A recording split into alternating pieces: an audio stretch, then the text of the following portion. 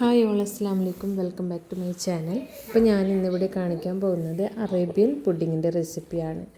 ഇതിലേക്ക് ആവശ്യമുള്ള സാധനങ്ങൾ bread, custard powder, milk, sugar, salt, ഒരു മാംഗോ. ഇത്രയും സാധനങ്ങളാണ് ആവശ്യമായിട്ടുള്ളത്. ആദ്യം തന്നെ കസ്റ്റാർഡ് മിക്സ് തയ്യാറാക്കുക. 1.5 ഗ്ലാസ് പാലിലേക്ക് 3 സ്പൂൺ പഞ്ചസാരയും 1 നുള്ള് ഉപ്പും ചേർത്ത് കുറച്ച് തിക്കായിട്ട് തന്നെ കസ്റ്റാർഡ് തയ്യാറാക്കുക. അതിനുശേഷം ഒരു മാംഗോ കട്ട് ചെയ്ത ശേഷം അതിൽ ഞാനിപ്പോൾ എടുത്തത് കുറച്ച് മോശമായിട്ടുണ്ട്. നിങ്ങൾക്കും നല്ല മാങ്ങ നോക്കി തന്നെ തയ്യാറാക്കാം. മാംഗോയിൽ നിന്നും നല്ല പൾപ്പ് എടുത്തിട്ട് അതിനെ ഒന്ന് പ്യൂരി ആക്കിയിട്ട് എടുക്കുക. പ്യൂരി ആക്കിയിട്ട് ഒരു ബൗളിലോട്ട് മാറ്റി വെക്കുക. ആദ്യം തന്നെ നമുക്ക് ഇഷ്ടമുള്ള പാത്രത്തിൽ നമുക്ക് തയ്യാറാക്കാം. ഞാനിവിടെ ഒരു ടോട്ട കേക്കിൻ്റെ ടിന്നിലാണ് തയ്യാറാക്കിയിരിക്കുന്നത്. ആദ്യം തന്നെ ബ്രെഡ് സ്ലൈസസ് നമ്മൾ പിച്ചി അതിൻ്റെ ഏറ്റവും അടിയിലുള്ള ഭാഗം വെച്ച് കൊടുക്കുക. അതിനുശേഷം കുറച്ച് കസ്റ്റാർഡ് മിക്സ് അതിന് മുകളിലോട്ടായിട്ട് ഒഴിച്ച് കൊടുക്കുക. കസ്റ്റാർഡ് ചൂടാറിയ ശേഷം മാത്രമേ ടിന്നിലോട്ട് ഒഴിക്കാൻ പാടുള്ളൂ. ശേഷം അതിന് മുകളിലോട്ട് കുറച്ച് മാംഗോ പ്യൂരിയും പിന്നീട് ഇതേ പ്രോസസ്സ് തുടരുക. ആദ്യം ബ്രെഡ്, പിന്നെ കസ്റ്റാർഡ്, പിന്നെ മാംഗോ പ്യൂരി. ഇത്രയും സാധനങ്ങൾ വെച്ച ശേഷം നിങ്ങൾക്ക് ആവശ്യമുണ്ടെങ്കിൽ നട്ട്സും കിസ്മിസ്, നട്ട്സ് ഇവയിലേതെങ്കിലും ഒന്ന് മുകളിലോട്ട് വിതറിക്കുക. ഒരു ഡെക്കറേഷന് വേണ്ടിയിട്ട് വിതറിക്കൊടുക്കാം. ശേഷം ഇത് ഫ്രിഡ്ജിലോട്ടേക്ക് മാറ്റി 1 മണിക്കൂർ 1.5 മണിക്കൂറൊക്കെ കുറച്ചധികം തണുപ്പിച്ചാൽ കൂടുതൽ ടേസ്റ്റാണ്. അതിനുശേഷം നമുക്ക് ഉപയോഗിക്കാം.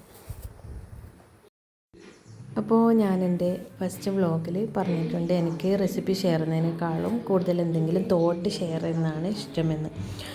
അപ്പോൾ ഇന്നത്തെ തോട്ട് ഞാൻ പറയുന്നത് കുട്ടികൾക്ക് നമ്മൾ സത്യസന്ധത എന്നൊരു ശീലം കുട്ടികൾക്ക് നമുക്ക് ആദ്യം തന്നെ പഠിപ്പിക്കേണ്ടതുണ്ട്. ഓരോ അവസരത്തിലും നാം കളവ് പറയാൻ കുട്ടികളെ പ്രോത്സാഹിപ്പിക്കരുത്.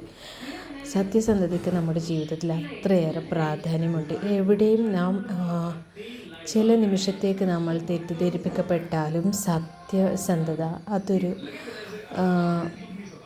എന്താണ് പറയേണ്ടത്, എന്നും മരിക്കാത്ത ഒരു സ്വഭാവവിശേഷണമാണ്. ഒരിക്കലെങ്കിലും തെറ്റിദ്ധരിപ്പിക്കപ്പെട്ടിട്ടുണ്ടെങ്കിലും മറ്റൊരവസരത്തിൽ സത്യം പറഞ്ഞവർ ഒരിക്കലും നിരാശപ്പെടേണ്ടി വരുന്നില്ല. കളവ് പറഞ്ഞാൽ ഒരു 100 കളവ് പറയേണ്ടി വരും.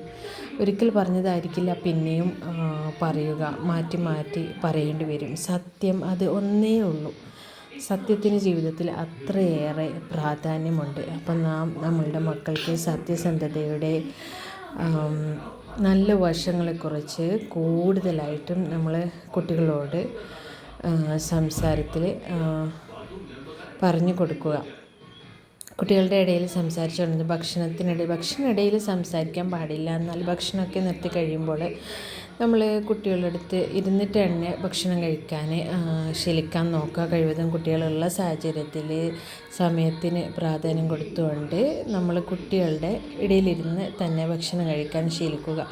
ആ സമയത്ത് ഭക്ഷണത്തിന് ശേഷം നാം വെറുതെ ഇരിക്കുന്ന ടൈമിൽ കുട്ടികളോട് സത്യസന്ധതയെക്കുറിച്ചൊക്കെ വളരെ നല്ല രീതിയിൽ പറഞ്ഞു കൊടുക്കുക. സത്യസന്ധതയ്ക്ക് നമ്മുടെ ജീവിതത്തിൽ അത്ര പ്രാധാന്യമുണ്ട്. സത്യം പറഞ്ഞാൽ നാം എവിടെയും തോൽക്കില്ല, എവിടെയും നമുക്ക് പിടിച്ചു നിൽക്കാൻ പറ്റും എന്ന് കുട്ടികളെ പറഞ്ഞ് പഠിപ്പിക്കുക.